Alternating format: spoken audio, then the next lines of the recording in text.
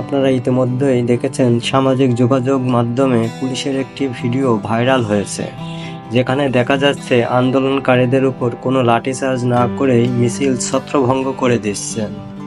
আলোচিত পুলিশের সামাজিক সাক্ষাৎকারটি যোগাযোগ দেখুন। মাধ্যমে দেখছি বিভিন্নভাবে মানে বন্ধু বান্ধব তারা মেনশন দিতেছিল বিভিন্ন পোস্টে। তো আম, জন জনমনে যে ভাষ্যগুলো কমেন্ট দেখলাম, সেখানে অনেকগুলো কমেন্ট ছিল। তার ভিতরে সবাই আসলে মানে ভালো বলতেছিল এবং অনেক জায়গায় দেখলাম বলল যে আদর্শ মায়ের সন্তান। তো আমার আম্মু আমাকে সবসময় একটা কথাই বলে যে আমি যাতে কাউকে আঘাত না করি বা কারোর বিরুদ্ধে মুখোমুখি না হই। আমরা পুলিশ লাইনে কর্মরত আছি, কখন কোন আন্দোলন হয় সেটা আমাদের জানা থাকে না। দুপুর নাগাদ একদল আন্দোলনকারী সচিবালয়ের দিকে সচিবালয়ের গেটের দিকে আসতে থাকে এবং সচিবালয়ে প্রবেশ করার চেষ্টা করে। এমন অবস্থায় সেখানে তাদেরকে বাধা দেওয়া হয় এবং আমাদের সিনিয়র অফিসার ছিল, তাদেরকে বোঝায় যে সচিবালয় একটি সংরক্ষিত, বাংলাদেশ সরকারের একটি সংরক্ষিত এলাকা, এখানে প্রবেশ করা নিষেধ। তো এখান থেকে আমরা তাদেরকে ওখানে বলা হয় যে তারা যাতে সচিবালয়ে প্রবেশ না করে। সিনিয়র স্যাররা ছিল, তাদের নির্দেশনা মোতাবেক আমরা যথাযথ ব্যবস্থা নিই ওখানে এবং সম্পূর্ণ কম বল প্রয়োগ করে যাতে কারোর ক্ষতি সাধন না হয়। আমি হচ্ছে রাস্তায় বাড়ি দিয়ে এবং পাশে হচ্ছে বৈদ্যুতিক খুঁটি ছিল, তাতে বাড়ি দিয়ে তাদেরকে ভয় দেখিয়ে তাদেরকে ছত্রভঙ্গ করার চেষ্টা করি। অবশ্যই সিনিয়র স্যারের নির্দেশনা মোতাবেক সিনিয়র স্যার আমাদের নির্দেশনা দিছিল যে তাদেরকে যেন বেশি ক্ষয়ক্ষতি করা না হয়, তাদেরকে শুধু ভয় দেখিয়ে তাদেরকে যেন ছত্রভঙ্গ করা হয়। জুলাই গণঅভ্যুত্থানের পর থেকে আমাদের বাংলাদেশ পুলিশে আমাদের নতুনভাবে ট্রেনিং, বিভিন্ন ধরনের প্রশিক্ষণ এবং ট্রেনিং দেওয়া হয়েছে, যার পরিপ্রেক্ষিতে ট্রেনিংয়ে আমাদের এটা শেখানো হয়েছে যে যথেষ্ট কম বল প্রয়োগ করে এবং সরকারি সম্পত্তির ক্ষতি সাধন না করে যাতে আমরা আন্দোলনকারীদের ছত্রভঙ্গ করতে পারি।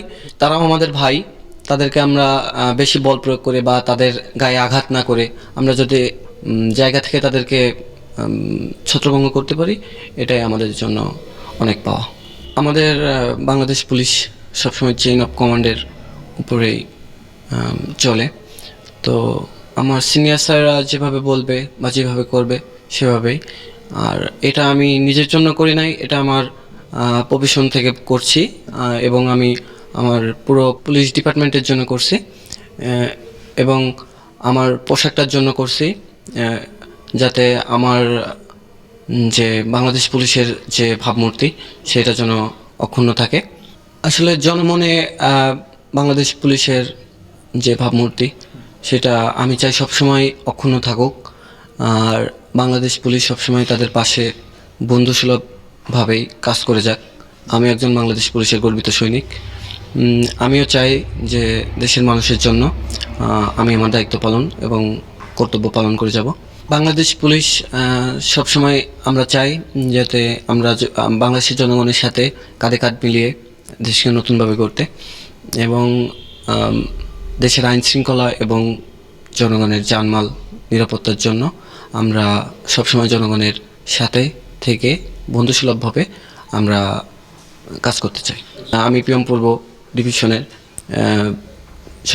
লাইন সংশ্লিষ্ট যেসব স্যাররা আছে, আমাদের ডিসি মহোদয় স্যার আছে, উনি আমাদের সবসময় ডিউটি যাওয়ার আগে ব্রিফিং করে যে আমরা কিভাবে ডিউটি করব এবং ডিউটিগুলো মানে ডিউটি থেকে যে মানুষের সাথে কিভাবে আচরণ এবং কিভাবে ব্যবহার বা কিভাবে তাদের সাথে যে কোনো পরিস্থিতির মোকাবিলা করতে পারি সেই নির্দেশনাগুলো সবসময় আমরা পাই এবং আমরা এভাবেই জনগণের পাশে থাকতে চাই। বাবা মা ঠিক সেভাবে মানে অনলাইনের সাথে সংযুক্ত না, তো তারা ঠিক মানে বিষয়টি উপলব্ধি করতে পারিনি। তো আমার আশেপাশে যারা ছিল মানে বাসার আশেপাশে, তারা আম্মুকে হয়তো বা দেখাইছে।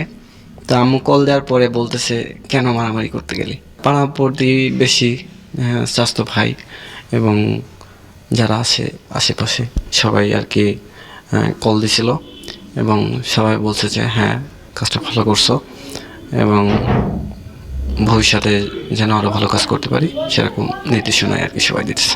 জনগণের উদ্দেশ্যে আমি বলবো, আপনারা বাংলাদেশ পুলিশের উপরে সবসময় আস্থা রাখবেন এবং বাংলাদেশ পুলিশ সবসময় বাংলাদেশের জনগণের জানমাল রক্ষার্থে সবসময় সচেষ্ট আছে এবং আপনারা সবসময় বাংলাদেশ পুলিশকে সহায়তা করবেন এবং বাংলাদেশ পুলিশের উপর সবসময় আস্থা রাখবেন।